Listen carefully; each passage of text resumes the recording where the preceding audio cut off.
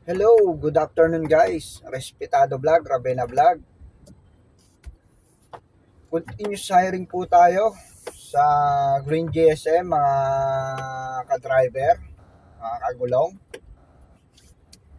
Kung willing talaga kayong mag-apply, punta lang tayo sa malapit na depo sa Green GSM Depo 1, Caloocan Baisa, Green GSM Depo 2 sa CAA Las Piñas Casimiro. Yan, dyan natin makikita yung mga depo natin. Magdala lang tayo ng NBI, PSA, or police clearance. Saka yung mga government ID natin, pa-xerox natin. SS, Pag-ibig, PhilHealth, TIN number. Yan ang kailangan natin. Tapos yung driver's license, siyempre ang mahalaga. Professional driver's license, may code na 12 or AB. Yan, pang 4 wheels po. Di tayo nagtatanggap ng non-pro Wala po tayong hiring sa non-pro. Professional driver's license, ang kailangan natin, may code na AB. Yan. Yan ang kailangan natin sa qualification ng ating driver. Mabilis lang naman ang ating proseso sa pag-apply, mga paps. Pagpunta mo doon, sa video na to, iiwan ko sa comment section yung application link para makapag-fill up na kayo. Pagdating nyo doon, sabihin nyo nakapag-fill up na kayo online. Tapos, i-interview kayo doon. Pag-interview, drive test.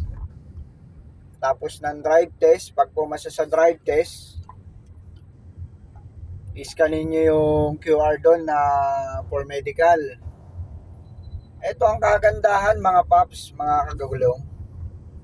Libre ang medical ni Green GSM. Wala kang babayaran.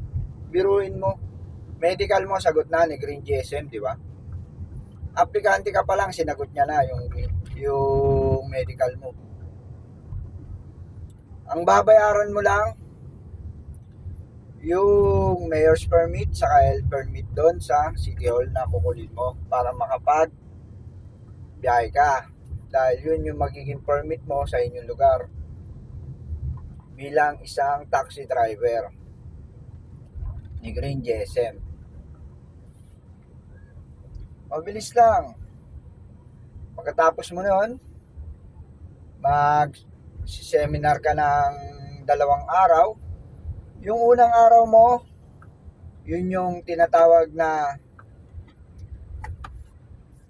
7 service ng Green GSM. Kung paano mo siya i-apply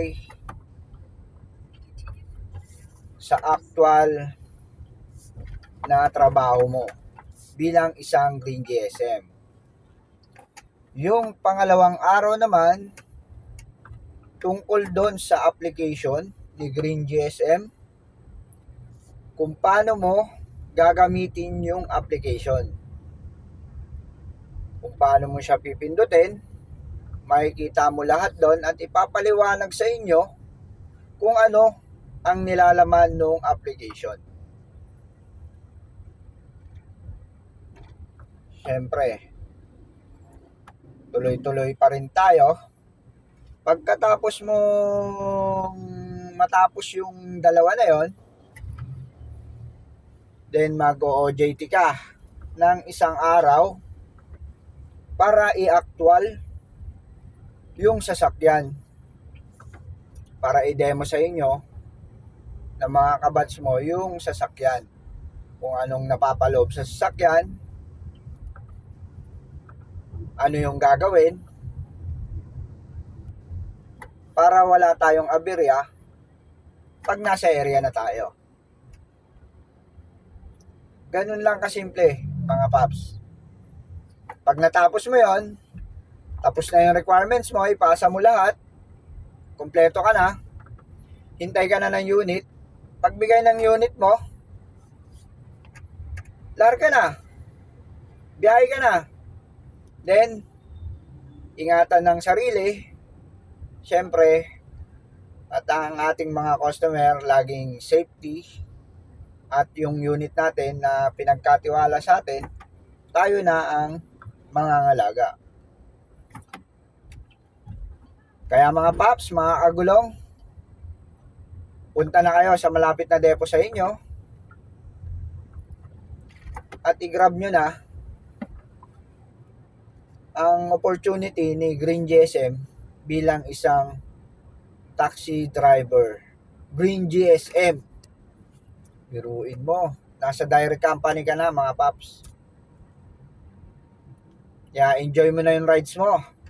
Respetado Vlog, nagpapasalamat sa inyo sa lahat ng tumatangkilik ng aking video at mga followers ko. Maraming salamat. Thank you and God bless.